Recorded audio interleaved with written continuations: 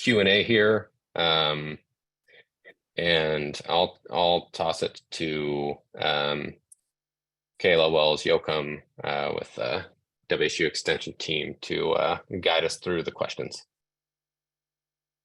Thank you, Dustin. Today we have 3 questions from previously in the session. It looks like there are 2 more that just got added to the chat, and then we have 1 hand up.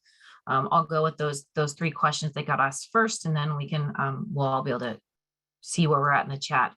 So the first question asked, for those of us who have existing plans in place, can SBO or WSU review our plans and allow us to update them instead of creating new plans to address the DEI portions, as that was added after we started our process?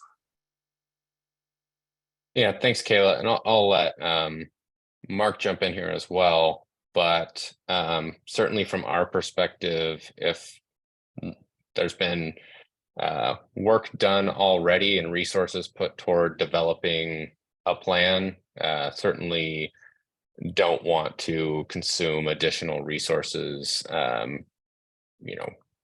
creating redundant work. There just might be a little bit of, through that review process, making the existing plans kind of fit into a framework so that we do maintain some of that structure that will help these plans get into the state's plan in a coordinated and streamlined way, recognizing that the amount of time to process these local plans and get them incorporated into a statewide plan is short. And so Mark, is there anything you want to add to that? No, for those entities that have already put a plan together, it sounds like you have a head start, which is really helpful. So I tend to think, yes, we would love to see them. And if there are any modifications to them, we can help do that. But clearly that's really good. And to Justin's point, I don't think there would be any good reason to not use the work that has already been represented in the plans.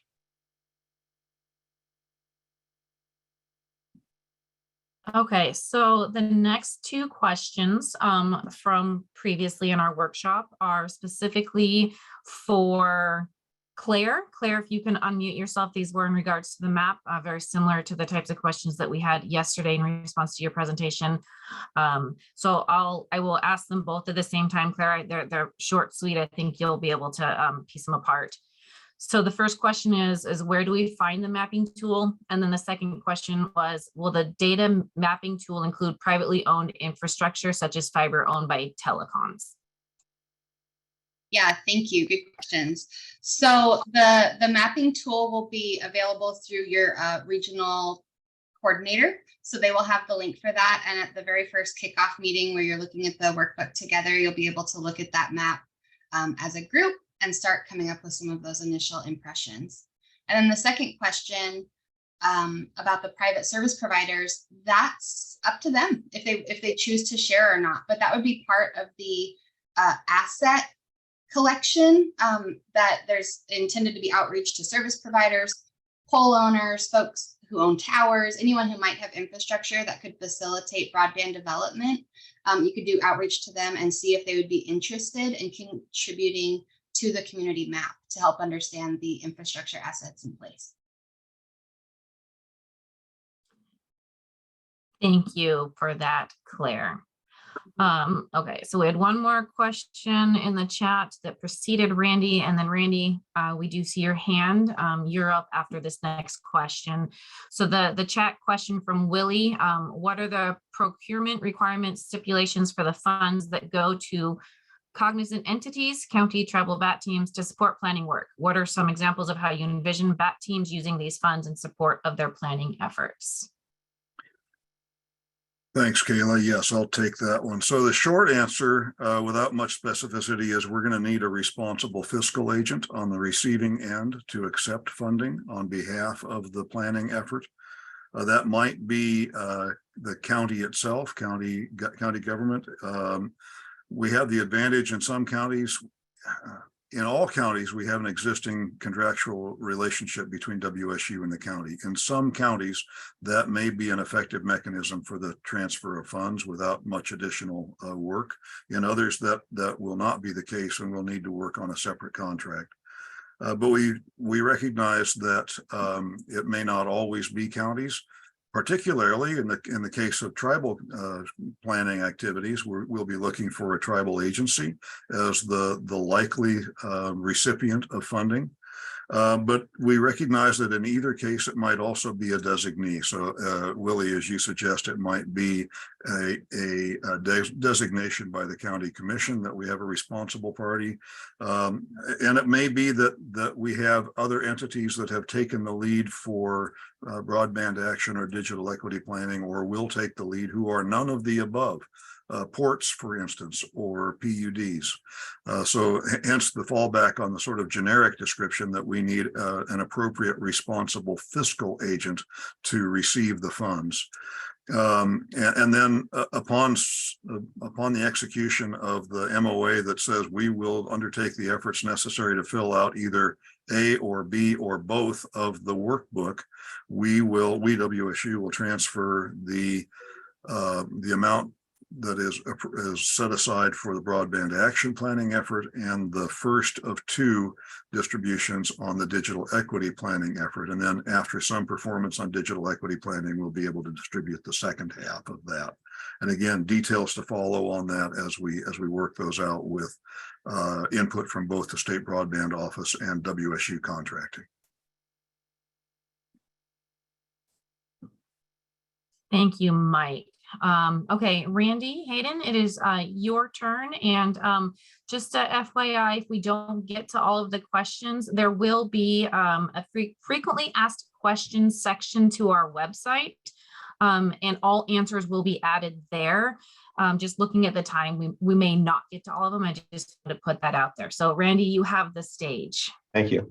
Hey, just a quick follow-up to Mike's funding for the plans. You mentioned that there were the internal resources that would be made available, and then the $60,000. Is that in addition to the internal the resources that WSU and your consultants would provide? And then there's $60,000, or what's the mix of how that help is provided? Yeah, Randy, you've got it right. It is in-kind support provided by the WSU team, which we are still augmenting, or our collaborators or partners. So for instance, the mapping capacity from NOAANET or the project management support from LDA would be in addition to the $60,000. And we are staffing up capacity by a number of mechanisms as part of this WSU effort, so that we have that capacity. And as I said early on, some of it will flow at the state level for the benefit of county level or tribal level activity. Some of it will be available at the regional level, and some of it, depending on the capacity of our county offices, will be available at the local county extension office level. Thank you. Next question was, will those entities that have been assigned by the county to lead the BAT need a formal letter from the commissioners designating that organization as the lead to access funding? We had a conversation about this earlier today with one of the broadband action teams, and spoke with county legal department about this, and we don't believe that the answer to that is yes, since these are community driven efforts. Often the county takes a prominent role in that, but in many cases recognizes that these are community efforts, and they may be a convener or a key stakeholder in that process. But the funding can go to some of those approved entities, such as economic development agencies or organizations that already engage in a lot of this work at the county level. They, as long as there's agreement from the broadband action team that that's who will be undertaking the work, then we believe that that's that does not require that county commissioner approval. Okay, Dustin, the next question is, can you repeat when the plans are due and when funding must be spent? Yeah, so the plans, and again, looking at these as a foundational plan that more planning builds on top of. Don't look at this as the end of the road, but the version of the plans that get compiled and sent over to the state broadband office are due in June. Mark, I don't know if you have the concrete date, because I know that we had been going back and forth a little bit on what that final date is. So I don't want to speak out of turn. Yeah, I believe it's June 14th. Okay. And then on the in terms of the funding, it just needs to be committed by then. Okay, Dustin, next question is in regards to the regional coordinators. How can folks connect with them? So I'm going to toss that one to Nick, because he's got us set up with some regional contact emails. Yeah, and I'm actually just gonna share my screen again real fast. All of our regional contact emails, if you click here under BAT resources and then support team, you'll see that we have our statewide email, which is extension.broadband@wsu.edu. There will be a couple of maps in here to show the federally recognized tribes and the counties, broken down into the 8 regions. And then we have emails for all of those regional support groups. Thank you, Nick. And for those of you on the Zoom, I added the link to that part of the website in the chat. You can click on that as you would like. And we have 2 more questions. Claire, another question for you and your maps, if you can unmute yourself again. Can Claire and team assist with adding local data to maps? Absolutely. We're here to support that. That's a quick answer. Yes, it was. And it was good that everybody got to hear it. And then the last question asks, what if the BAT is not capable of completing a plan? Will the state provide resources to complete the plan for the county, i.e. staff? So I think that's really where we come in at WSU Extension through this support project, with working with Learn, Design, Apply to monitor that progress and identify through their support, as well as the project coordinators, to identify where things may be in trouble or where they might be at risk of not being completed on time. And we will make sure to route the resources necessary to support the completion of those plans. As again, want to emphasize that while these are important plans that feed into an important process, they will be living plans, and they'll be updated as things change, and you may miss a few things here or there. And you may also identify gaps in which you do, even despite best efforts, we're unable to fully address something to the extent that you would have hoped so. And I think in those scenarios, it's just important to recognize that and include it in the strategies moving forward to point to that as a gap in the engagement or a gap in the available data. And part of that action plan might be gathering that data and improving that outreach as you move forward. So 2 more questions did come in. in the chat after I said last question, and we still have time, so we'll get to those two. There should be quick and easy answers. When and where will the recording of this session be accessible? And I think, Nick, that's to you. Yeah, so thank you very much, Daryl. We will work on getting these up onto our website on Monday. And we hopefully will have the FAQ out there as well. And I forgot let's see here. Oh, and it's going to be available on our website, broadband.wsu.edu. There we go. That was the second half of that sentence. And we will also follow up with the registrants to send them out. We'll review both since we did the same thing twice and pick the best one. No, we'll make both available, but we'll get those sent out in email, but they'll be available statically on the website as well. And then final question from Christina, can we have the names of regional folks?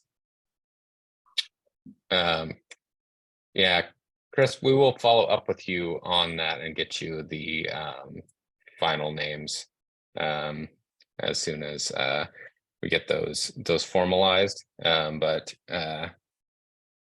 we will be providing support in the meantime through Nick, myself, and some of the other extension staff, and someone who has not been presenting with us today due to some illness, but Sabrina Roach, who many of you will already know and will get to know throughout this process, who's our state digital equity lead and our regional lead for King, Pierce, and Thurston County. But we'll get you all paired up and look forward to kicking off these processes. So definitely recommend as some of the next steps here. If you already have a meeting schedule in place, reach out to us to let us know so we can make sure that we have staff available to attend that and talk through the process, get the base maps to you, start adding in data and developing a plan forward. If you don't have a meeting schedule in place, definitely recommend that you convene the stakeholders and find a time in the next few weeks. And again, let us know so that we can make sure to make someone available to support that and start reaching out to some of those stakeholders that might not be at the table yet to start building out that inclusive planning process. And if you are still in the process of building your BAT, certainly reach out to us if you feel like that's an area in which we can support.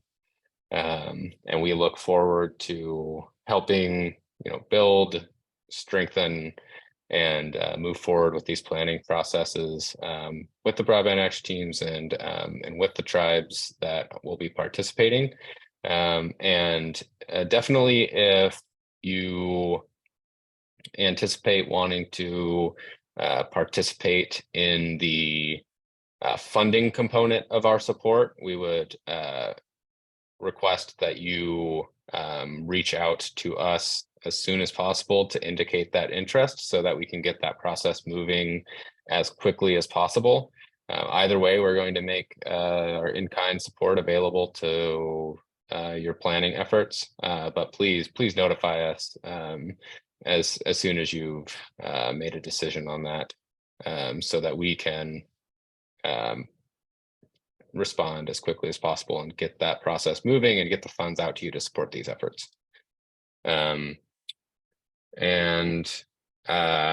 we'll have, like I mentioned, we have our WSU extension team and others in place ready to support, and I'll put them on the spot here quickly. to raise their hands just to get a sense of who they are, and who you might expect to work with. And if they're not paying attention, then I'll call out Dan and Carrie.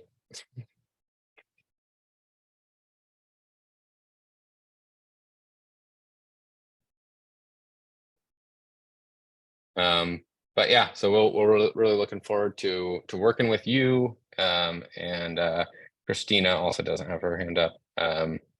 But so yeah, we really look forward to working with you and putting our extension staff to work and faculty to work, and